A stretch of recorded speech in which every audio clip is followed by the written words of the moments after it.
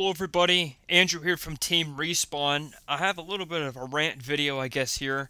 I was looking online and things like that, and I really think that right now is about the time, if you haven't jumped into a PS3 yet, I think right now is a great time to just get involved with the system and see all the great games that it had to offer.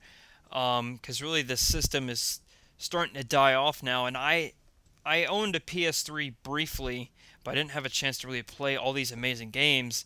And I think right now, with the system falling in price and things like that, I think it's a great time to just go ahead and get a PS3. So I have a few reasons here that I listed off, and so I'm just going to go ahead and list them off for you. Alright, so I was looking online, and right now at GameStop, which they usually put their systems, I guess, about average or maybe a little bit higher than where you can get them elsewhere, like on eBay or someplace like that.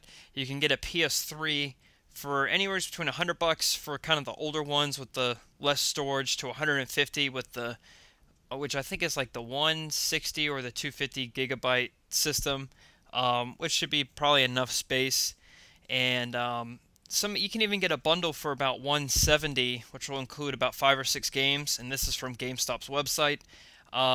Me personally, I would look on eBay to see if you can get the best deal, because there's probably some guy who's just trying to get rid of his system and a bunch of games and controllers and all that for probably about the same price. Now, I would say the main reason to get a PS3 is not really just to get games, but to get the exclusive games only available on the PS3.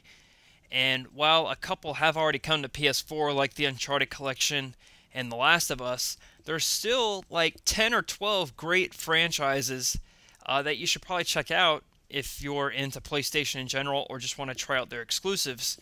And I'm probably missing a few, but I tried to name all of them off the top of my head, and I have Infamous, there's Uncharted and Last of Us, which again, both of them are now on PS4, but they were made on PS3, so they played just fine. There's God of War, there's Metal Gear Solid 4, there's Killzone 2 and 3, there's Little Big Planet, which is probably one of my favorite franchises, honestly. I thought Little Big Planet was amazing. There's Ratchet and Clank, which I really hadn't gotten into, but I've heard nothing but good things from it. And there's a Ratchet and Clank collection, and there's a couple of downloadable Ratchet and Clank games, and I know that their Future series is really popular with people. Thanks. I've also heard good things from the Resistance series. It's kind of hit or miss. I tried it out when I had a PS3, and it just really wasn't my thing. But there are some hardcore fans that really like the Resistance series. There's things like Beyond Two Souls and Heavy Rain, which recently just got announced for PS4, but I have heard good things from that. MotorStorm is another good series that I absolutely loved, and I know that the MotorStorm Apocalypse game is always big on the downloadable games on PSN. If you look at the charts, there's Gran Turismo, which I've always loved, and then Sony's been really good with their collections, bringing older games to the new system with trophy support, and they've done this with Jak and Daxter, Sly Cooper, and there's even a new Sly Cooper game on PS3, God of War, Ratchet and Clank, games like that. And then, also the PS3 is capable of downloading PS1 and PS2 Classics, and the PS1 Classics, they're pretty cheap. You can get them for about $5 or $6, and they do have the great games like Crash Bandicoot, Destruction Derby, Final Fantasy, games like that. You can all download from the PlayStation Store onto your PS3, and they do have PS2 Classics.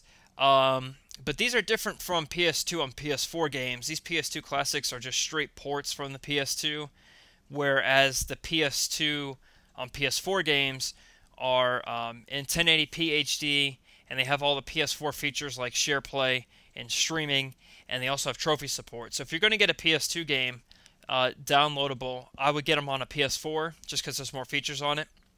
But if you only have a PS3, then go ahead and do that.